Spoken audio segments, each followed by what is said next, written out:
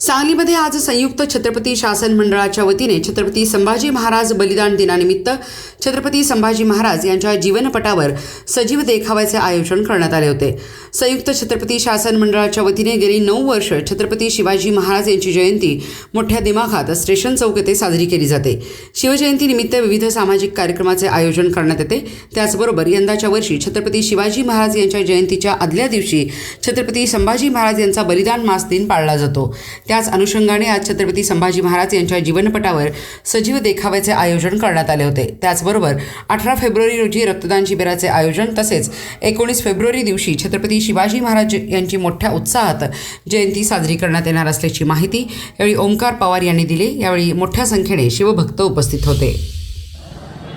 दरवर्षीप्रमाणे यावर्षी देखील आम्ही संयुक्त छत्रपती शासन मंडळाच्या वतीनं शिवजयंती मोठ्या उत्साहात साजरी करतोय।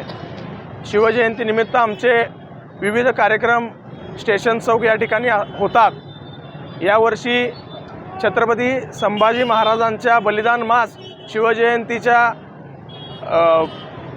आदल्या दिवशी आल्यामुळं त्याचा लोकांच्यामध्ये संदेश देण्यासाठी छत्रपती संभाजी महाराजांचा जिवंत देखावा आम्ही पंचमुखी मारुती रोडवरून साजरा करतोय आणि त्यामुळं आम्ही देव, देश आणि धर्मासाठी शिवशंभू रक्तगटाची पिढी निर्माण करण्याचं काम आमच्या मंडळाच्या माध्यमातून करतोय।